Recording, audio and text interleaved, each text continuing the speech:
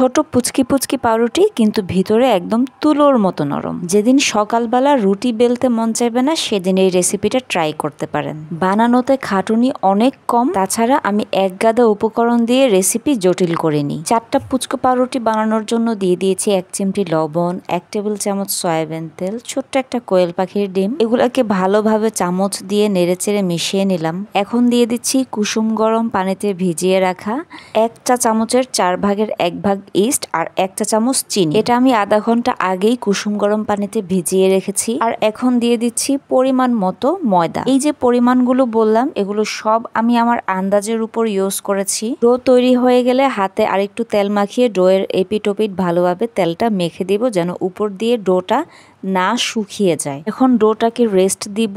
এমন একটা ঢাকনা চয়েস করেছি যেটার ভিতর দিয়ে বাতাস চলাচল করতে পারবে না। আজকে এই চিতই পিঠার তাওয়াটাতে পাউরুটিগুলো তৈরি করব। এখানে আমি আধা ঘন্টার উপরে ডোটাকে রেস্ট দিয়েছি। মোটামুটি ভাবে ফুলে ডাবল হয়ে গেছে। এখন ডোটাকে 4 ভাগে ভাগ করে নিব।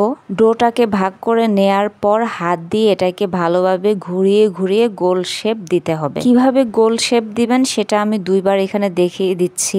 নর্মাল রুটির খামিরের মতো ঘষাঘষি করলে ইস্টের খামির কখনো গোল হবে না। ইস্ট যুক্ত খামির এইভাবে করে গোল শেপ দিতে হয়। আর কখনোই ইস্ট দিয়ে আটার সাথে পাউরুটি তৈরি করতে যাবেন না, এতে ইস্টের একটা গন্ধ আসে। তো ময়দাতে ইস্ট দিলে ইস্টের কোনো গন্ধ থাকে না। আমি আটা দিয়েও কিছুদিন আগে পাউরুটি ট্রাই করেছি আর ওইটার রেসিপিও আমি দিয়েছি। এখানে আরেকটা কোয়েলের ডিম ফেটিয়ে নিচ্ছি। আমি একদম ঘরোয়া ভাবে রেসিপিটা তৈরি করছি। আর এদিক দিয়ে চুলায় দিয়ে দিয়েছি একটা কাস্ট আয়রনের কড়াই আর একটা চিতই পিঠার ছাঁচ। এই ছাঁচেই আজকে পাউরুটিটা তৈরি করব। ভালোভাবে অয়েলিং করে নিতে হবে যেন নিচে দিয়ে না লেগে যায়। আমার অয়েলিং করার ব্রাশ নাই, আর এখানে ডিম যে ব্রাশ করব সেরকম ব্রাশও নাই, তাই এইভাবে চুবিয়ে চুবিয়ে আমি তাওয়ার মধ্যে দিয়ে দিচ্ছি। আমি কিন্তু এক পাশ চুবাচ্ছি ডিমের মধ্যে, 2 পাশ চুবাচ্ছি না। প্রথমে যেভাবে দেখিয়েছি ঠিক ওইভাবেই চারোটাই আমি এখানে ডিমের মধ্যে অর্ধেক চুবিয়ে উপর দিয়ে সাদা তিল দিয়ে দিলাম। আর এইভাবে কড়াই দিয়ে ঢাকার আরেকটা উদ্দেশ্য আছে, যেহেতু কড়াইটাও আমি গরম করে নিয়েছিলাম,